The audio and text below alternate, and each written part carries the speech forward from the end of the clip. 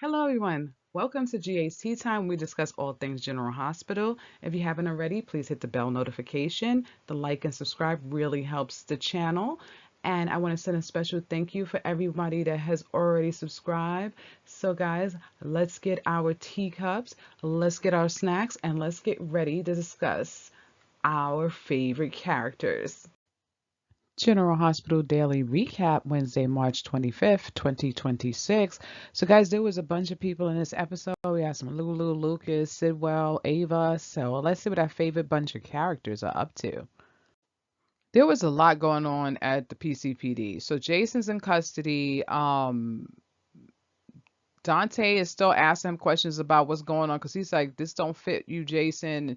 Jason's still not saying nothing. Nathan walked in, pretended like he was questioning Jason, but they both know what's going on. So, in a roundabout way, Nathan was letting him know everything was okay.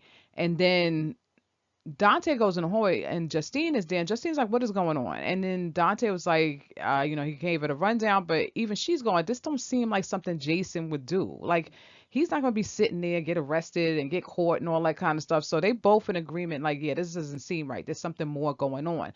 Before they could kind of flush everything out, Alexis comes in and she's like, "I'm here to see my client." So they let Alexis back there and Jason's asking about Danny. She's like, "Danny's good." He did let Alexis know that he left Danny in her custody if something happens to him. So after that, Brennan comes with these WSB agents, and he's like, "We taking Jason. We don't care that you arrested him." He's telling Dante and Justine, and he's coming with us. And they're like, "Okay, where is he going?" And then he's like, I can't tell you that. We just taking him." So Alexis comes out. And she's like, "That's against his rights. You have to tell us where he's going." And he's like, "No, we don't." And they were really kind of nasty about it. And they took Jason out to this van in the back, and they are just going to take him to where, who knows, parts unknown, I guess. So we'll see what happens. Okay, so this is a little heart wrenching. So, they take Jason to the van. In the interim of that, Jason finally got around to telling Alexis he left Danny in her custody. So she has full custody of Danny while whatever's happened with Jason happens. So Alexis said, she's going to make sure he's good. After that, Dante did follow everybody out because he wanted to make sure that they was treating Jason right because nobody likes the way this is going down. That the WSB just came in and is going to take him, and then they're not going to know where he's at. So Britt finally gets there. She runs up, she's screaming, and she's just like, "Where you going? And what are y'all doing with him and stuff like that?" But Jason was trying to tell her to calm down, and then she said, "I love you," and he said, "I love you back," and stuff like that. But what really got to me was Danny. Danny got there at the last minute and he is screaming and talking to his father and crying and stuff like that. I feel so bad for this kid. He lost his mother. And I said this before. I'm not saying that Jason shouldn't have helped Britt. I'm just saying, put this boy first once. Now, on top of that, I can understand him taking up for Rocco though, because you know what, he would want his own son to be taken up for. And honestly, after I'm seeing what they're doing to Jason, like taking him off to some Siberia place that nobody's gonna know where he's going, would they have done the same thing to Rocco? So maybe it is better that Jason takes the place. But Danny is the one that got to suffer for it, and he was really, really upset. Understandable. He was telling his father that he loved him and everything like that. So we're gonna see what happens. But I really feel for Danny. I feel for Rocco. And I feel for Charlotte, even though she's getting on my nerve. These kids is going through a lot. Earlier on, Danny and Charlotte goes over to see Valentine. I told you she was going over there to see Valentine, talking about she knows somebody that could help his father more. He should have went to Sonny's, so at least start at Sonny's. But anyway, they banging on. Danny's banging on Carly's door, trying to say, let me in, let me in. So finally, Carly gets the door. She's like, "What is going on?" So the kids gave Carly the rundown, and then Valentine came down, so they heard the whole story. So she like, "We're here to see if, she was like, 'Dad, you on the run? You could help Jason.'" And before Valentine could give, any kind of advice or whatever, or if say anything, the phone rings, and Danny finds out that his father is down at the police precinct. So he's freaking out. So when from there, him and Charlotte head out. When they left, Valentine was like, "I didn't want to say in front of Danny and Charlotte that this is more serious than what you think. Because he was like, he shot Cullum, which means they're going to take Jason off to some La La Land place somewhere and, not never to be seen again. So Carly's freaking out. Carly's like, oh my goodness, I don't know what to do. We got to do something. She's getting ready to do it. Valentine's trying to stop her. He's like, no, this is more serious than you think. Don't go down there. They're telling Carly not to go to save Jason is kind of crazy. But anyway, what was really funny, it was Valentine was like, look, we can make sure that Jason gets lost in transport, like how he did. Remember, Valentine escaped from that. And Carly's like, can you do that? He just gave Carly that no one looked like, yeah, look at, I could do that. So later on, he did tell Carly that he has some connection in, I think, Switzerland or something like that, and that he can make sure that, once if Jason gets over to that part, that he can make sure Jason gets free. He'll help him get out of there. So maybe once time comes, we all know that Steve Burton is taking a break. So maybe by the time that he's ready to come back, maybe that's how he'll come back. He'll use Valentine's connections and get himself back over to Port Charles. Guys, you know what you should do right now? You should pick up your finger, put it on your mouse, and then hit the subscribe button. Okay, I'll stop it. Um, anyway, Rocco finally got around telling his mother about exactly what happened. So he went to step by step. It was like pulling teeth, but Lulu finally got the information out of him. Now here goes my thing. Eh, Cullum had pulled out one of those sticks, and he was going to hit Jason with it. It's a little much to actually shoot um Cullum for this. Now we know that what Cullum was going to do. Cullum, he ain't got no good intentions. He's going to try to kill Jason if he could. But Jason can fight. I understand. I think Rocco is a lot. I'm just gonna say that. I said maybe they should have made it a knife or something, a little bit something that's a little bit more dangerous, because I'm like that's a bit much for a stick. But anyway, I'm gonna stop it. But Rocco, I felt so bad for this kid, and I understand why they telling him to lie, because he don't want to be wound up in Stoudemire or whatever that prison is that they have out there. But the thing is, this is gonna eat this kid up. I cannot see him keeping this secret in the long run. I just don't see it. I think he's gonna spill the guts to somebody, and it's just gonna get out there. On top of that, Lulu did tell me that basically the equivalent of "Mommy got you, don't worry about it," and she took him down to the hospital to get his hand fixed. While they were there, she was holding his hand and stuff like that. But this is not going to be good for this boy. It's just going to be really bad, and I really really feel for him. I don't know how they're going to handle the situation.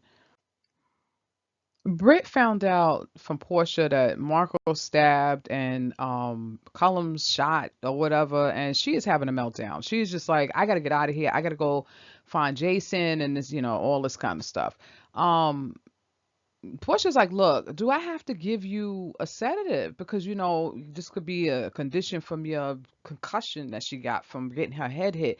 But she is just like, she doesn't know what to do. Nathan comes in to ask some questions, but Portia's like, look, she's not up to answering any questions. You want to have to come back. And Britt was like, no, no, no, I'll answer them. So as she answered the question, she realized had gotten arrested.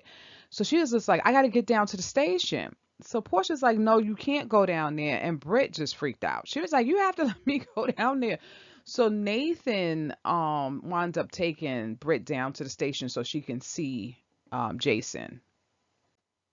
Sitwell and Ava were having a little get together or whatever they were doing, and they were talking. So Ava putting it out there to Sitwell that she want to get with him, and she don't care. She's like she's up for the challenge. Sitwell was letting her know, look, I don't do one woman kind of thing. I do multiple women because he did that once. He got married and everything, and it did not work out right for him. So he was letting Ava know that she gonna have to put up with his multiple ladies.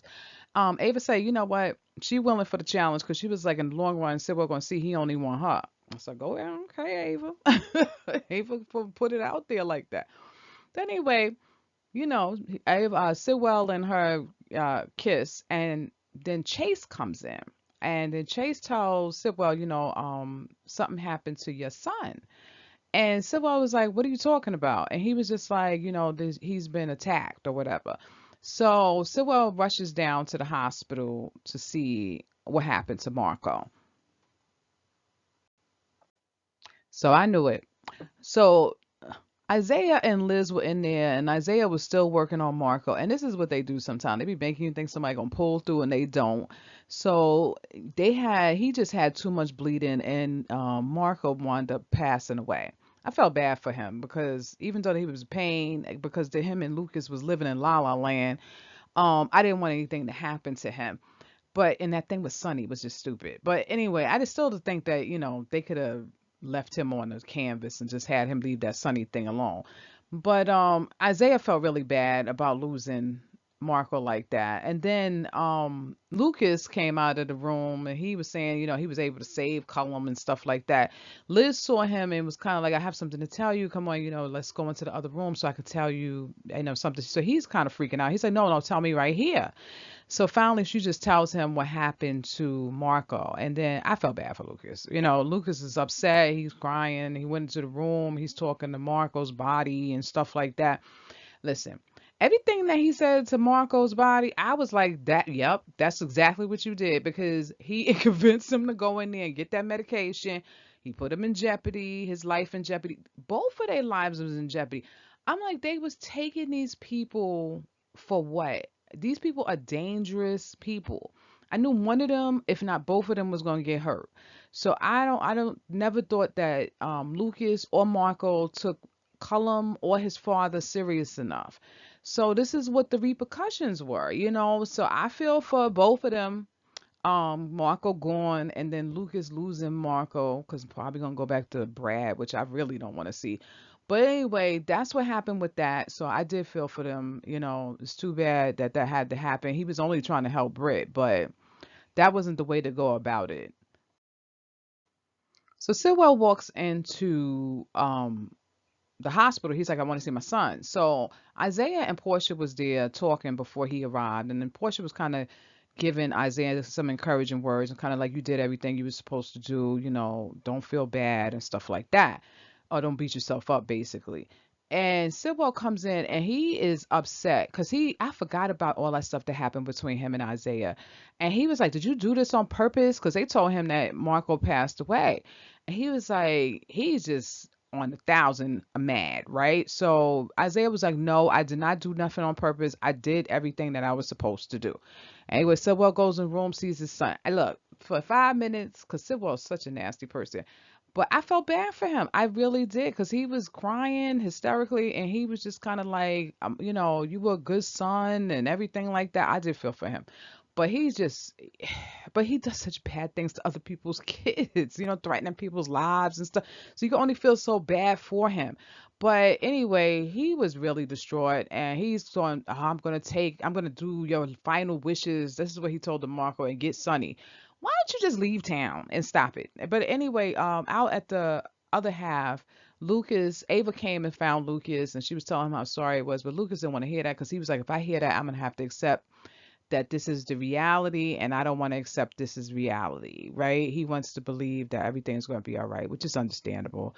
Guys, what did you think was your favorite part about this episode and what was your least favorite part? I think I could say my least and favorite is it's kind of hit or miss is the performance between Danny and him seeing his father in that kind of predicament.